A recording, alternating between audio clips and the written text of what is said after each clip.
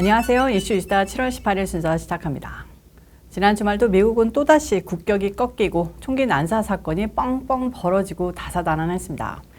이 이야기는 차차 전해드리고 첫 소식은 우크라이나 잘란스키 소식입니다. 잘나디 잘난 젤렌스키 대통령이 슬슬 위협을 느끼는 모양입니다. 못난 대통령들의 말로가 늘 그렇듯이 젤렌스키 우크라이나 대통령의 주변에도 반역의 기운이 모락모락 솟고 있나 봅니다.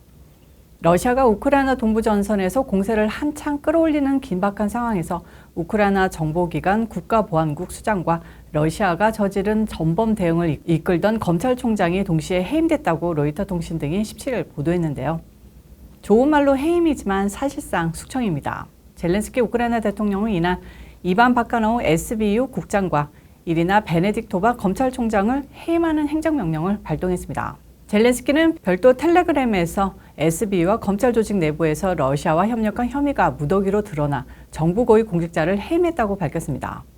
그는 두 기관 직원들의 반역, 부역죄 혐의 651건과 관련해 형사소송 절차를 진행 중이라고 설명했는데요. 또 SBU와 검찰 관계자 60여 명이 현재 러시아가 점령한 지역에서 우크라이나에 맞서고 있다고 덧붙였습니다. 발표가 60여 명이면 그보다 10배, 20배 많은 인원들이 혐의를 받거나 관계됐다는 말로 풀이될 수 있는데 이는 젤렌스키의 권력이 현재 얼마나 위태한지 보여주는 상징적인 예일 겁니다. 전쟁 초기와 달리 서방에 대한 감성파리가 먹히지 않고 있고 바이든 정권 이후에는 물자를 보내주는 국가도 하루하루 줄어드는 상황입니다. 이유는 단 하나죠. 러시아에게 항복하거나 최소한 제대로 된 협상에 임해 휴전하려는 노력을 절대로 보이지 않기 때문입니다.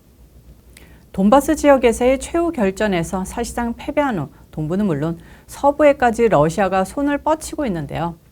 젤렌스키는 연일 군인들을 사지로 내몰며 최후의 한 명까지 죽어라 하고 있습니다.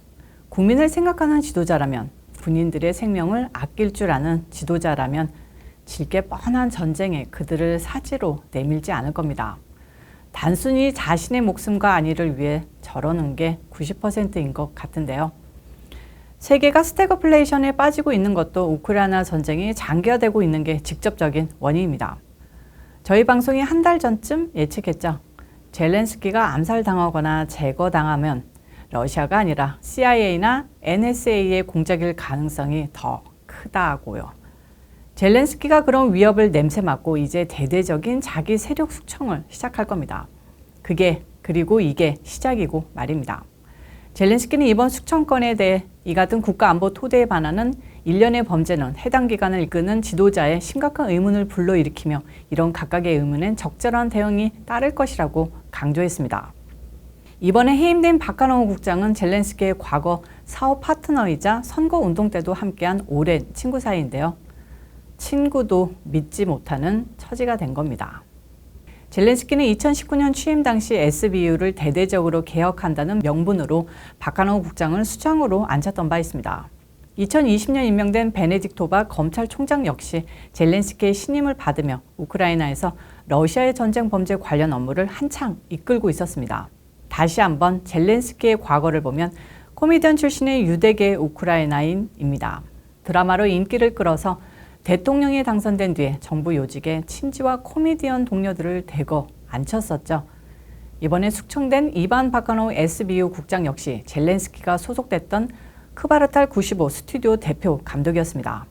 또 젤렌스키는 조세 회피처에 페이퍼 컴퍼니를 설립해 거액의 재산을 은닉하고 탈세했다는 혐의가 국제탐사보도 언론인협회가 공개한 판도라 페이퍼스로 공개됐는데요. 몰락할 뻔했던 젤렌스키가 러시아의 우크라이나 침공으로 기적적으로 살아나 전 세계의 영웅처럼 떠받들여졌던 겁니다. 이제 다시 몰락할 일만 남았는데요. 하루빨리 세계의 평화와 경제 안정, 우크라이나 국민들의 안위를 위해서라도 젤렌스키 아웃돼야 하겠습니다. 다음 소식입니다. 좌파들이 싫어요 누를 뉴스인데요. 총을 막았습니다. 무슨 소리냐고요? 대형 쇼핑몰 푸드코트에 총기 난사범이 나타나 사람들을 쏘기 시작했는데 마침 현장에 있던 쇼핑객 중 권총을 소지한 분이 그 범인을 총으로 쏴 사살해 대형 인명피해를 막았다는 소식입니다.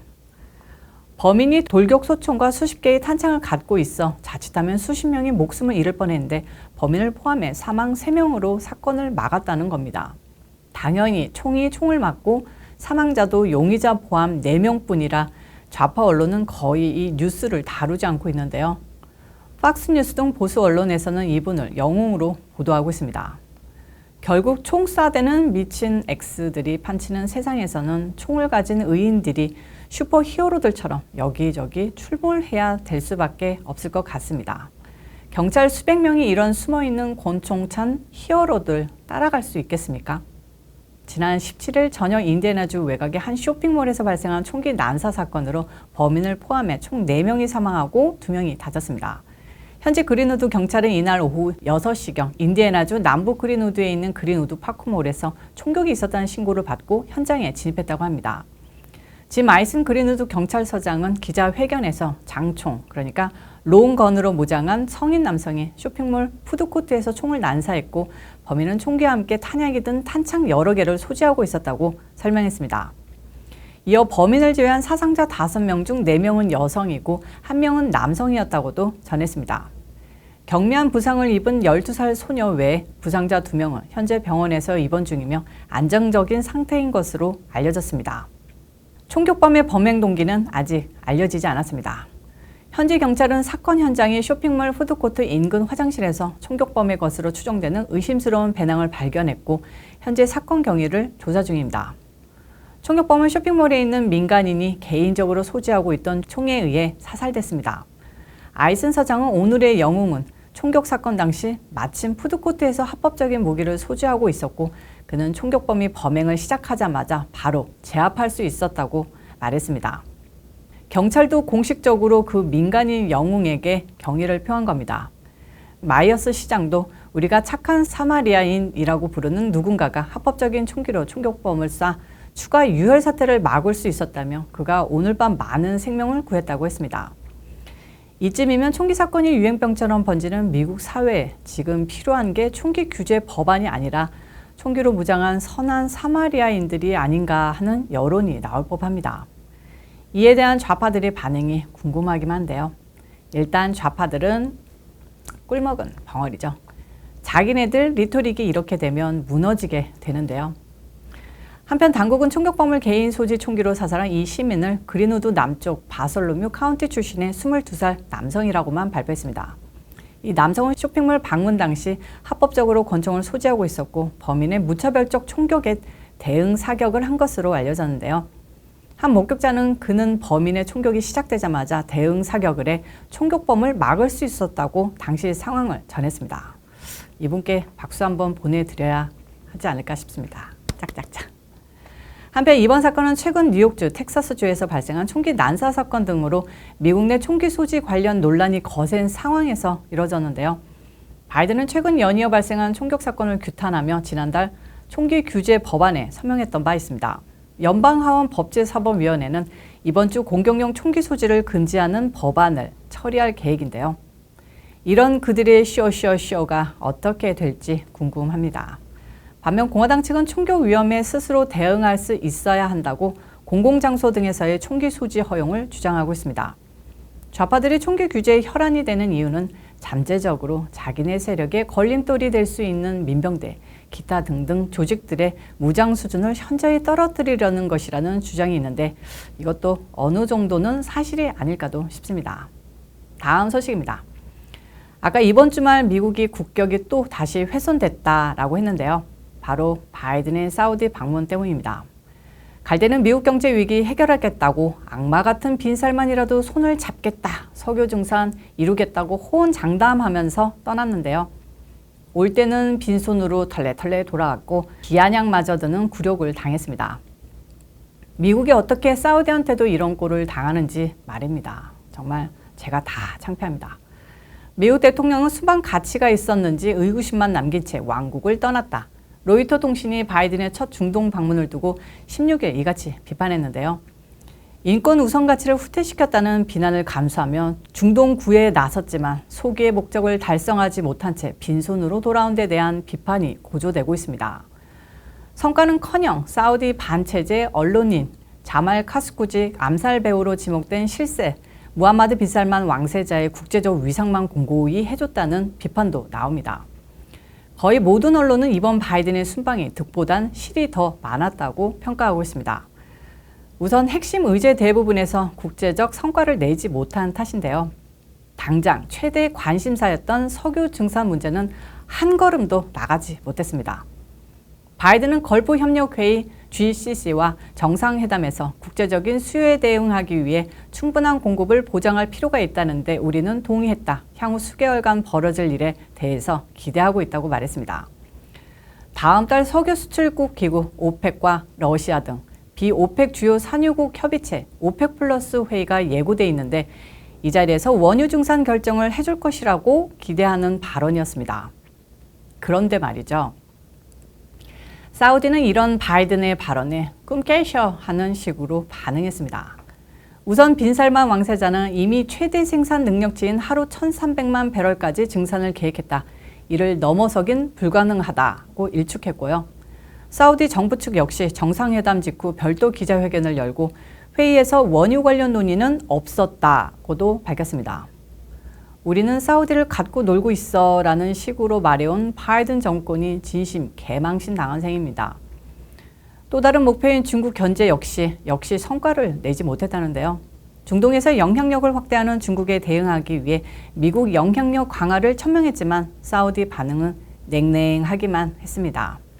아델 알주베이르 사우디 외무장관은 바이든 대통령이 자국을 떠나기도 전에 CNBC 방송에 중국은 사우디 최대 교육 파트너로 가장 큰 투자자이자 거대한 에너지 시장이라며 우리는 모든 이들과 교류하고자 한다고 밝혔는데요.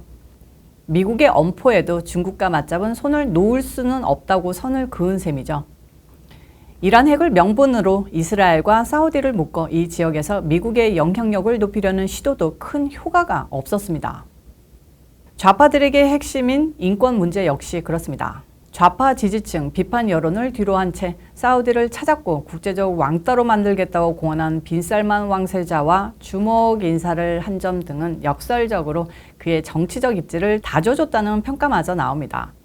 악수하는 장면을 연출하지 않으려는 고육책이었지만 공개적으로 친근한 인사를 나누는 모습이 되레 정통성을 인정하는 행위처럼 비쳤기 때문이다. 상황이 이렇다 보니 구체적 성과도 없이 중동에 왜 갔냐라는 비판이 쏟아지고 있는데요. 미 주요 언론들은 바이든의 중동 방문이 사우디에만 이득이 됐다는 평가도 내놓고 있습니다. 월스트리트저널은 빈살만 왕세자 입장에서는 고립됐던 외교 무대로 다시 나아갈 기회를 얻게 됐다고 분석했고요. 정치 전문 매체 폴리티커는 인권 옹호자로서 바이든 명성은 빈살만과 주먹을 부딪히는 사진이 전 세계에 퍼지면서 잠재적으로 심각한 타격을 입게 됐다고 지적했습니다. 이처럼 바이든 미국 대통령의 사우디 방문을 두고 빈손 순방 비판이 커지고 있습니다. 실제로 중동 순방을 마치고 귀국한 바이든을 향해 기자들의 질문이 쏟아졌고 사우디 왕세자와의 주목 인사를 후회하느냐고 묻자 바이든은 불편한 기색을 내비쳤습니다. 빈손 귀국 비판이 커지자 바이든 정부는 증산 여지가 있다고 강조하며 수습에 나섰는데요. 사우디는 그냥 흐뭇하게 이런 바이든의 개망신을 즐기고 있는 듯합니다. 오늘 이슈 이슈다는 여기까지입니다. 시청해주셔서 감사합니다. 무더운 주말 잘 보내셨는지 궁금한데요. 저는 또 다음 영상에서 찾아오도록 하고요. 여러분들 가시기 전에 좋아요, 구독, 알림 설정까지 꾹꾹꾹 눌러주시기 바랍니다. 빠이.